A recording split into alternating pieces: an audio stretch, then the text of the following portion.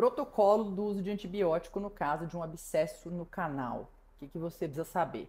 Bem, aqui a gente já está considerando que você já julgou necessário o uso do antibiótico no paciente que te procurou. Então vamos dar o um exemplo aqui desse nosso paciente, desse caso aqui da drenagem. Se você não acompanhou, você pode clicar aqui e assistir agora no vídeo a drenagem, colocação de dreno, como que você faz daquele paciente que chegou com o rosto inchado e febre e prostração, ou seja, sinais que já existe ali uma disseminação sistêmica, então se faz necessário um suporte antibiótico além da intervenção clínica. Claro que jamais considerar só o suporte da medicação antibiótica, tá, gente? Como o próprio nome diz, é um suporte, não é o tratamento em si. O tratamento de uma infecção de origem endodôntica é remoção de causa ali, tanto para abertura coronária quanto para drenagem cirúrgica, ok? Muito bem, vamos lá. Então, de protocolo, se você precisa do uso de medicação, qual antibiótico que você vai escolher? Nesse caso, o paciente chegou, então, para fazer a drenagem, você vai, primeira coisa, usar uma dose de ataque antes de fazer o procedimento de drenagem cirúrgica da intervenção via canal.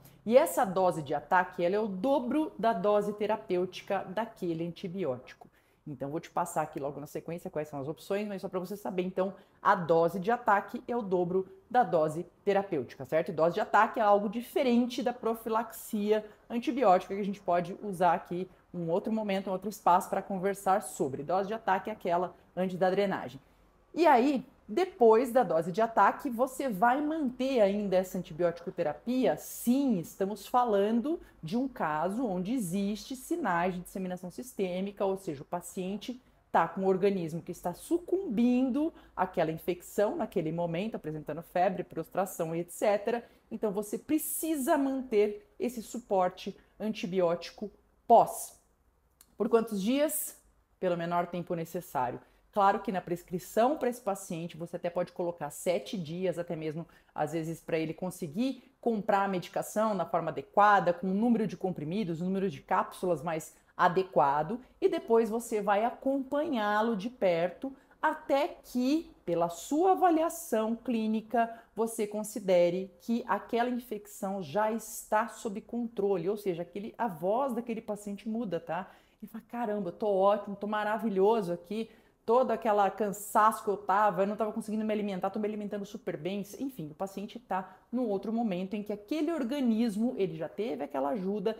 E mais, a gente não está falando só do antibiótico, que é o suporte. De novo, você realizou procedimentos clínicos, então você realizou tratamentos para a remoção daquela infecção. E aquele paciente pode ser que depois do 3º dia da sua intervenção e do início da antibiótico terapia, esse paciente já esteja apto à suspensão dessa medicação, certo? Depois de 3 dias, depois de 5 dias, é muitíssimo raro que você precise estender essa medicação antibiótica na odontologia, na endodontia, por 7 dias. Ah, Fernanda, mas e terminar o ciclo, né? Terminar o tal ciclo do antibiótico? Isso daí fica para qualquer outro tratamento, normalmente associado mais a uma área médica que não tem como remover a causa de uma infecção e depende exclusivamente de um antibiótico, daí sim para um tratamento, muito mais do que um suporte. Na odontologia a gente não tem isso, então não existe essa do ciclo.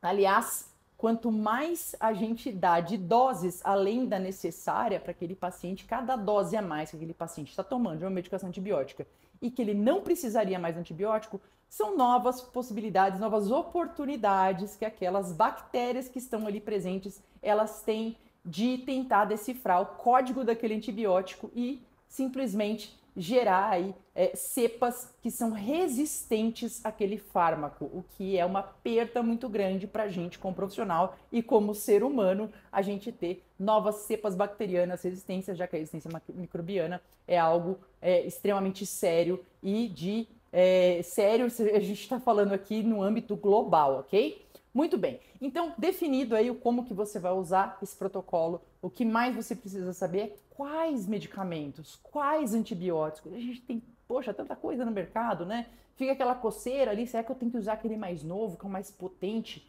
Você tem que usar o mais adequado a uma infecção endodôntica. E primeira escolha, não adianta espernear, não adianta falar qualquer coisa, o que a gente tem de monitoramento, de embasamento científico muito sério, é que a primeira escolha é a amoxicilina. Então, a amoxicilina Uma possibilidade também é amoxicilina mais clavulanato de potássio, para você saber por que do clavulanato, o que o clavulanato influencia. Eu vou dar clavulin logo para o meu paciente.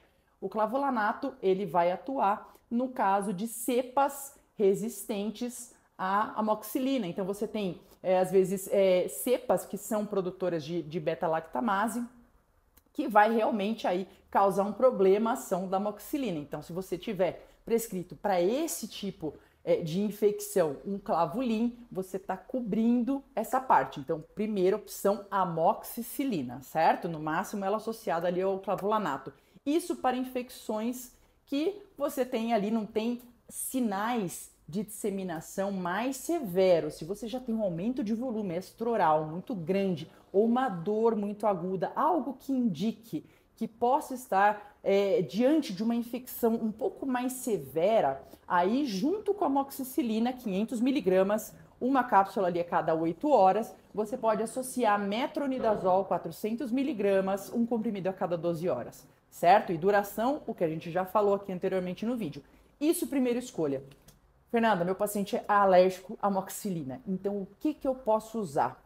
Bem, se a gente está falando de uma infecção que não parece aquela mais severa, o antibiótico de primeira escolha para o caso de pacientes alérgicos seria a azitromicina, 500 miligramas, um comprimido ao dia.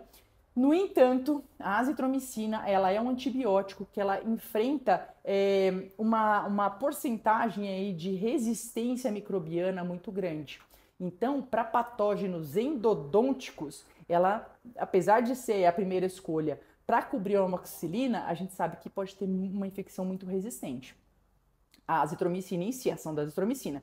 Então, nesse caso, e também para pacientes que são alérgicos à amoxicilina e você precisa de uma cobertura de um antibiótico para uma infecção mais severa, a opção é pela clindamicina 300 miligramas, um comprimido a cada 6 horas, ok? Então, as doses de ataque de cada um desses medicamentos, lembrando que a primeira dose que você vai dar antes de realizar ali um procedimento clínico, a drenagem, o acesso ao canal, é o dobro da dose terapêutica. Então, se eu estou falando amoxicilina 500 miligramas, a dose de ataque é o quê?